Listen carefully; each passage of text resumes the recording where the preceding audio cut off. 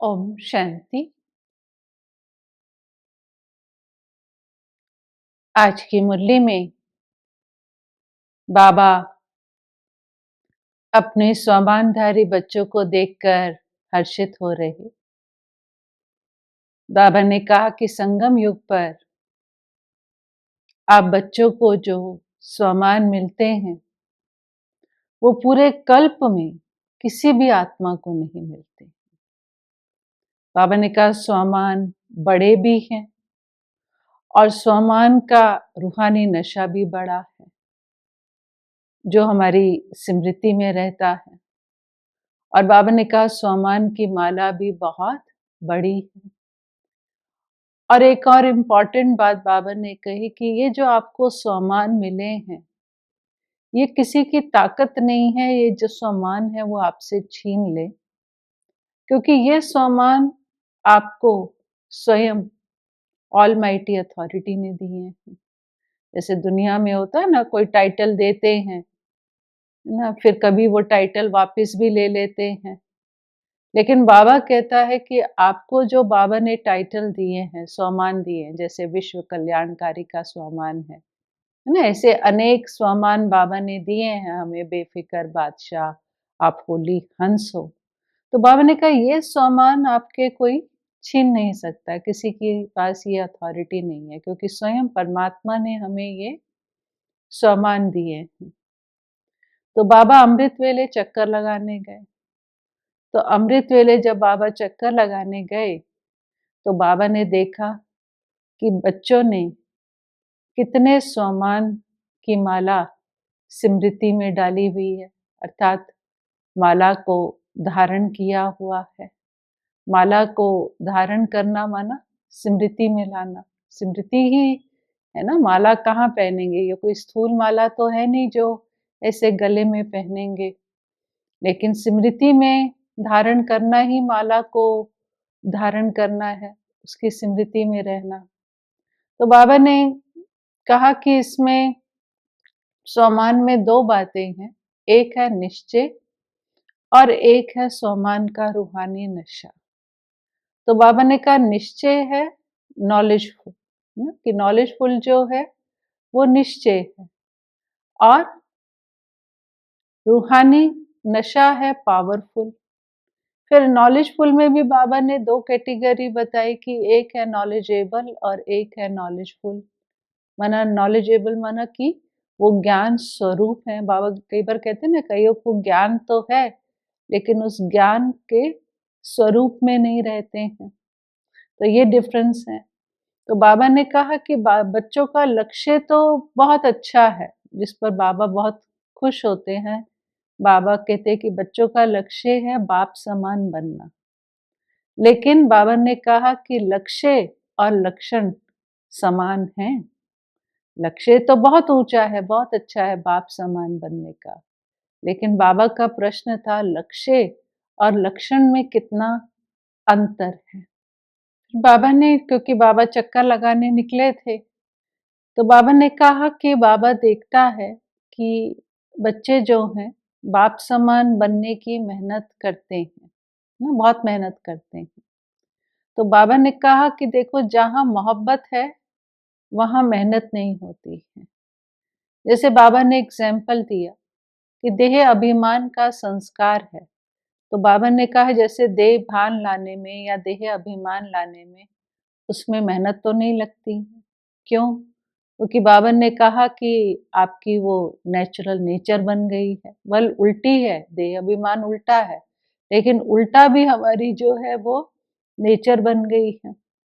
उसी तरह से बाबा ने कहा कि जब वो नेचर बन सकती है तो बाप समान नेचर भी नेचुरल बन जाए। मेन तो यही लक्ष्य है ना सबका, कि बाप समान बनना माना बाप समान हमारी नेचर बन जाए। तो बाबा ने कहा देखो, आजकल दादियां जो हैं, बाबा ने दादियों की तरफ देखकर बोला कि वो भी आपस में रूह रिहान करती हैं। तो यही रूह रिहान करती हैं, फरिश्ता अवस्था कैसे बने, कर्मातीत अवस्था कैसे बने, अशरीरी अवस्था कैसे बने, ये दादियों की रूह रिहान चलती है।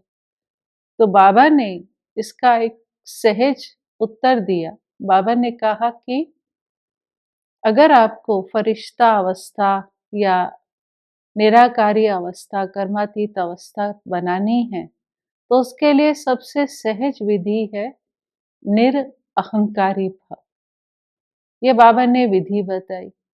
बाबा ने कहा देखो ब्रह्मा बाबा के भी 3 शब्द क्या थे? तो बाबा ने कहा जो निराकारी बनने के लिए, तो उसमें निरअहंकारी था। जैसे हम जानते ही हैं निराकारी, निर्विकारी और निरअहंकारी भाव।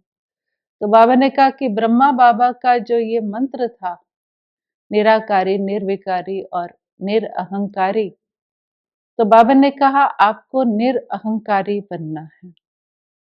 फिर बाबा ने ये भी रिजल्ट सुनाई कि जो सच्चे पुरुषार्थी हैं, उनके अंदर मोटे रूप का, जिसको बाबा देह भान कहता है, देह अभिमान कहता है, तो बाबा ने कहा कि जो मोटे रूप का देह अभिमान है, देह से लगाव या देह के संबंधों से लगाव, तो उसमें तो उन्होंने पास कर लिया। उसकी बाबा ने कहा वो तो उन्होंने क्रॉस कर लिया, लेकिन जो सूक्ष्म है, बाबा ने कहा वो अभी रहता है। तो बाबा ने होमवर्क दिया कि आप सब बच्चे मिलकर जो सूक्ष्म में देह अभिमान है, उसकी लिस्ट निकालना। और पुरुषार्थ के लिए बाबा ने कहा कि ब्रह्मा बाबा के 3 शब्द, यही पुरुषार्थ करो, क्योंकि लक्ष्य और लक्षण समान बनाने का, कि ब्रह्मा बाबा के जो 3 शब्द हैं, निराकारी, निर्विकारी और निरअहंकारी, ये आप स्मृति में सदा रखो। क्योंकि जितना इससे क्या फायदा होगा, बाबा ने कहा कि आपके जो संकल्प हैं ना, संकल्प श्रेष्ठ हो जाएंगे, वाणी में निर्माणता आएगी और कर्म में सेवा भाव आएगा और संबंध संपर्क में शुभ भावना और शुभकामना आएगी। ये प्राप्ति होगी, ये रिजल्ट बाबा ने कहा। लेकिन उसके लिए क्या करना है? निराकारी, निर्विकारी और निरअहंकारी, ये 3 शब्द ब्रह्मा बाबा के महामंत्र स्मृति में रखने हैं। फिर बाबा ने कहा कि देखो बाप दादा के पास समाचार आते हैं ना, सेवा समाचार होता है ना, तो बाबा ने कहा बाप दादा के पास समाचार आते हैं कि कैसे बच्चे जो है भिन्न भिन्न कोर्स कराते हैं। जैसे आपको मालूम है कि नए नए कोर्स अर्थात positive thinking course, stress management course, तो वो बाबा ने कहा कि बाबा देखता है बच्चे भिन्न भिन्न कोर्स कराते हैं, तो बाबा ने एक कोर्स इस मुरली में इंट्रोड्यूस किया। बाबा ने कहा कि आत्माओं में फोर्स भरने का कोर्स कराओ। जो भी आपके पास आत्मा आए ज्ञान सुनने, तो वाणी द्वारा ज्ञान तो दो, लेकिन उसको शक्ति की अंजलि भी दो। वो फील करे कि ये सिर्फ मुझे ज्ञान नहीं मिल रहा, ज्ञान के साथ साथ मेरे को कुछ शक्ति के वाइब्रेशन भी मिल रहे हैं। तो बाबा ने कहा उनको ज्यादा नहीं चाहिए, है ना, अंजलि ही चाहिए, लेकिन वो अंजलि ये बाबा ने कहा कि जरूर दो, अर्थात उनके अंदर फोर्स भरने का कोर्स कराओ। फिर क्योंकि जब कोर्स की बात कर रहे तो बाबा के सामने टीचर्स थी, तो टीचर्स को बाबा ने खड़ा किया। तो बाबा ने कहा देखो कितनी टीचर्स हैं ना, एक ही ग्रुप में इतनी टीचर्स आई हैं।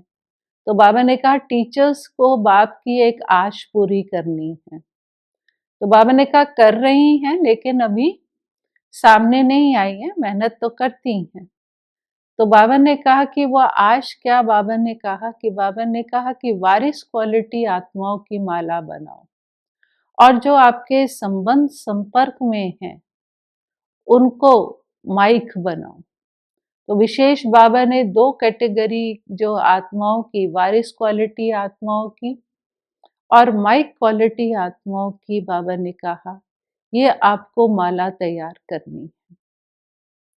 बाबा ने कहा कि देखो बाप की प्रत्यक्षता का नगाड़ा कौन बजाएगा? तो बाबा ने कहा माइक मीडिया का काम करेंगे।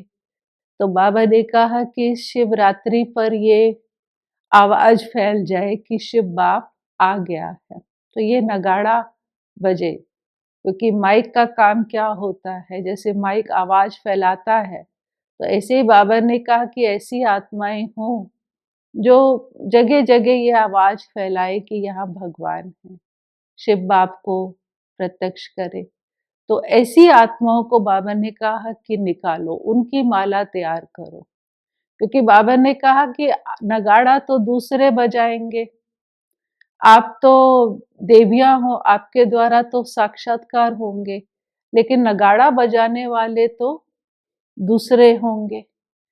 तो इसलिए बाबा ने कहा कि शिव शक्तियां, और बाबा ने कहा जब तक शिव शक्तियां प्रत्यक्ष नहीं होंगी तब तक बाप भी प्रत्यक्ष कैसे होगा। पहले तो बाबा ने कहा शिव शक्तियां प्रत्यक्ष होंगी। तो इसके लिए बाबा ने विशेष टीचर्स को, वारिस क्वालिटी और माइक क्वालिटी आत्माओं को बाबा ने कहा तैयार करो, उनकी माला बनाओ।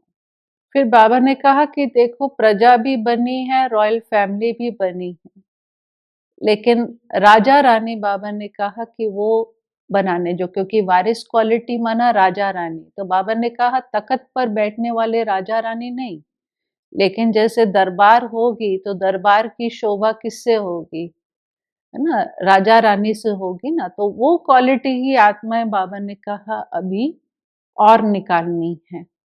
फिर जब नगाड़े की बात हो रही थी तो बाबा ने कहा नगाड़ा कहाँ से बजेगा, मधुबन से बजेगा कि कहाँ से बजेगा, तो किसी ने कहा दिल्ली से बजेगा। तो बाबा ने कहा देखो नगाड़ा चारों तरफ से बजेगा, तभी तो कुंभकर्ण जागेंगे ना, ऐसे कैसे कुंभकर्ण जागेंगे, क्योंकि चारों तरफ से बाबा ने कहा नगाड़ा बजेगा तभी कुंभकर्ण जागेंगे। फिर बाबा मधुबन वालों को देख रहे थे कि मधुबन वालों की बाबा ने महिमा करी। बाबा ने कहा देखो मधुबन वाले कहते हैं बाबा मधुबन में आता है, लेकिन मधुबन वालों का कभी नाम नहीं लेता है ना, ये भी सबसे मिलते हैं।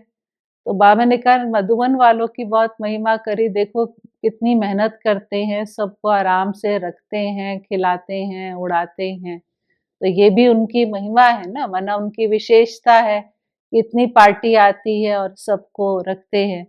तो बाबा ने कहा मधुबन की तो बहुत विशेषता है। फिर बाबा ने कहा देखो मधुबन से भी प्यार है, टीचर्स से भी प्यार है, मीठी माताओं से भी प्यार है, और महावीर पांडवों से भी प्यार है, क्योंकि पांडवों के बिना तो बाबा ने कहा गुजारा नहीं है, क्योंकि मधुबन में तो बहुत पांडव है। फिर बाबा ने फिर स्मृति दिलाई रूहानी एक्सरसाइज की। तो बाबा ने कहा कि देखो रूहानी एक्सरसाइज याद है ना, कि निराकारी और फरिश्ता स्वरूप की जो बाबा हमेशा एक्सरसाइज कहते। तो बाबा ने कहा अभी अभी निराकारी, अभी अभी फरिश्ता, ये रूहानी एक्सरसाइज करना भूलो नहीं। तो बाबा ने वो रूहानी एक्सरसाइज भी कराई। फिर बाबा ने ये भी कहा कि ऐसे निरंतर भव। फिर आप हम सबको मालूम है कि बाबा तो अपने हर बच्चे को जाते समय याद प्यार देते, ना केवल जो सम्मुख है लेकिन पूरे विश्व की आत्माओं को। तो बाबा ने कहा साइंस के साधनों से जो देख रहे हैं, याद प्यार दिया है, किसी भी गांव में है, शहर में है, विदेश में है, एक एक को बाबा ने कहा कि नाम सहित याद प्यार। तो बाबा ने कहा क्योंकि याद प्यार भल नंबरवार पुरुषार्थ अनुसार हैं, लेकिन बाबा के याद प्यार के लिए बाबा ने कहा कि वो सबका अधिकार है। फिर बाबा दादियों से भी मिले, बाबा ने दादियों की तबीयत पूछी, बाबा ने कहा सब ठीक है और ठीक ही रहेगा। फिर बाबा ने दादियों का भाग्य स्मृति में दिलाया कि देखो अनादि रूप में भी बाबा के आप अति समीप हो परम धाम में, और आदि रूप में भी बाबा ने कहा राज दरबार में आप बैठेंगी, तो राज दरबार की आपकी शोभा होंगी। तो ये जैसे बाबा ने कहा कि इतना बड़ा भाग्य आपको मिला है, ये कोई कम बात नहीं है। हम सब तो जानते ही हैं कि हमारी दादियाँ ही मुख्य रतन हैं, है ना, और भविष्य में भी दादियों के साथ ही हमने पाठ बजाना है। और आज के वरदान में बाबा ने कहा कि लौकिक जीवन में क्या करें, सदा न्यारे और प्यारे रहने का बाबा का डायरेक्शन है। तो बाबा ने कहा लौकिक जीवन में रहते हुए भी सदा न्यारे और बाप के प्यारे बनकर चले तो नष्टो मोहा बनना सहज हो जाएगा। जैसे बाबा ने कहा कि लौकिक कर्तव्य भल करो, लेकिन कैसे करें? न्यारे होकर करें और प्यारे होकर। तो प्यारे माना साथी, है ना? जिससे प्यार होता है वो सदा साथ होता है। तो बाप हमारा साथी है और साथी माना कि जो साथी है तो उसका साथ हमें मिलेगा, माना सहयोग मिलेगा, मदद मिलेगी। तो बाबा ने कहा कि साथ क्या है कि सब बोझ बाप के हवाले कर दो और आप हल्के हो जाओ। तो ये बाबा ने कहा ये विधि है, ये सहज विधि है नष्टो मोहा बनने की। और आज के स्लोगन में बाबा ने कहा कि विकारों रूपी सांपों को अपनी शैया बना लो तो सहज योगी बन जाएंगे, है ना?